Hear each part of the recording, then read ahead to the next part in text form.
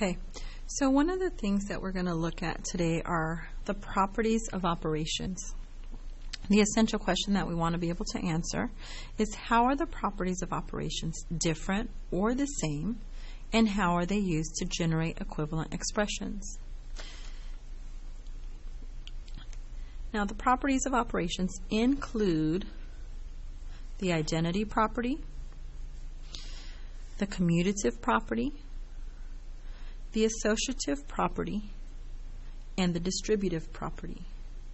Among these, we also include the order of operations.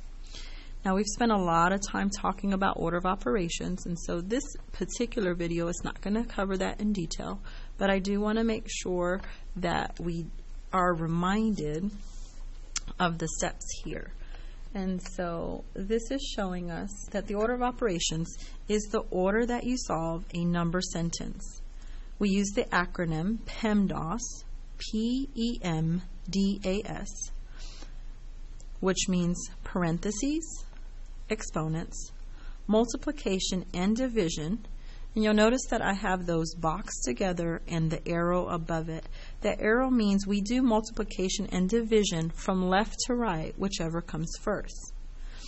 And then finally we have addition and subtraction. That follows the same rule. We're going to add or subtract whichever comes first in a problem from left to right. So this example here says 4 to the second power minus 5 plus, and we have parentheses, 9 divided by 3 plus 2, close parentheses. Now zoom in here. It is walking us through each of these steps following the order of operations. So you'll notice that they started with what was in the parentheses first.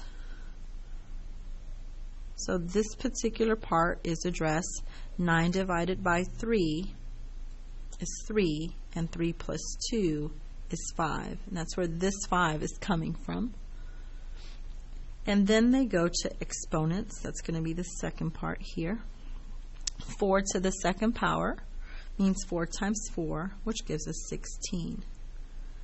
Okay, and then we have subtraction and addition on the same level. And so we're going to go from left to right. And so we're going to subtract first. 16 minus 5, which gives us 11. And then finally we're going to go ahead and add 11 plus 5, which is going to give us our final answer of 16. Okay. So what I really want to focus on today are these 4 properties. Again, their identity property, the commutative property, the associative property, and the distributive property. So we're going to take each one of them individually.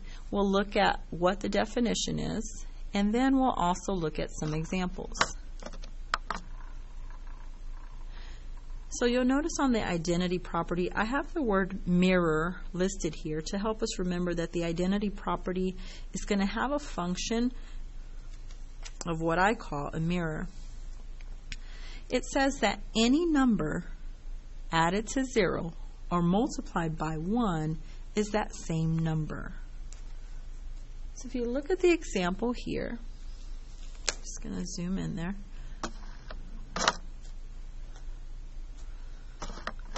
These properties, we can even be a little more specific and say that the first one here is the identity property of addition, and the second one is the identity property of multiplication. So when you add 0 to a number, you're going to get that number. Or when you multiply a number times 1, you will still get that number. So if this was 7 times 1, our answer would be 7. And that's kind of what I mean by a mirror. The number that you start with is what you're going to end with here. 0 and 1 have the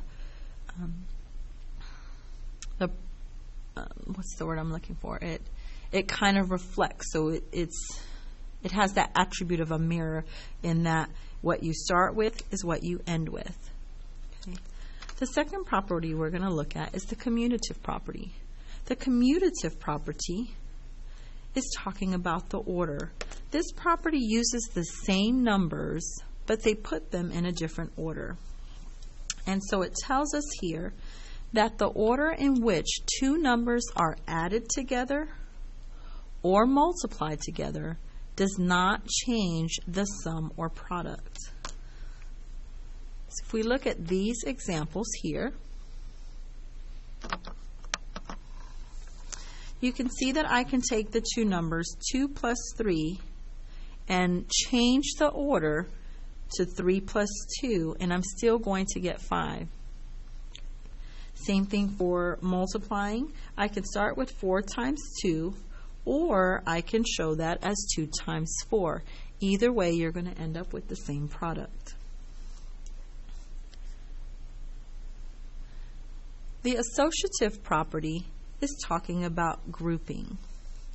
And in this case, it's looking at the order in which it says 3 or more numbers are grouped. Okay, and by that I mean added together or multiplied together. It does not change the end result.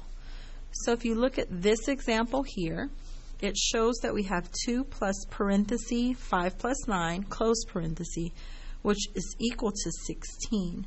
Now I can take the numbers that are inside this grouping symbol and change them to different numbers, and I'm still going to end up with the same result. So instead now the 9 is outside of the grouping symbol, and I'm adding that to the sum of 2 plus 5. So this property looks at the numbers that are grouped together. They're different, okay?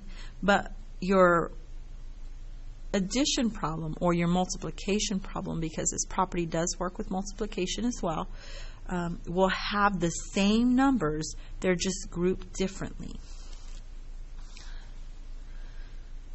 Finally, we have the distributive property. This property is when you actually distribute one number to two other numbers or more numbers. But it's saying multiplying one number by the sum of two numbers is equal to distributing the multiplication to both addends before adding. So if we look at our example here, we have 5 times parenthesis 4 plus 2. Now, my first part here is saying, let's go ahead and just use order of operations. I want you to disregard these arrows here and this part. So if we just look at this, we would start with what is inside the parentheses. So you have 4 plus 2, which equals 6. And then we would multiply it times 5. 5 times 6 equals 30. Now if we apply the distributive property, it's saying that we can take the 5 and multiply it times the 4, and then also multiply it times the 2. And if you look on this side, I have 5 times 4 plus 5 times 2. 5 times 4 is 20, and 5 times 2 is 10. When I combine 20 and 10, I get 30. Therefore, because of the distributive property, we can multiply the 5 by the sum of these two numbers, or we could distribute the 5 to both of these numbers, and we will still get the same result. Okay. So I do want to talk about particular two properties. I want to show you an example here, because some of the properties, while they do work with similar operations, right? We talked about how all of these properties here, how the identity property, commutative property, and associative property work with addition and multiplication. The distributive property combines that or shows multiplication across division, not across division, multiplication across addition. You could also use it there with subtraction. So the distributive property is kind of unique. But the associative property and the commutative property do not work for subtraction or division. Okay? And this will be important. When we use the commutative property, so for example, this here, oops, I'm going the wrong direction. These problems here, we have 4 minus 5, which is equivalent to negative 1. And we have 5 minus 4 equals 1. Notice I just switched the orders of these numbers. I have 4 divided by 1, which equals 4, and 1 divided by 4, which equals 1/4, or 2,500. Again, I switched the two numbers here, so I switched the order.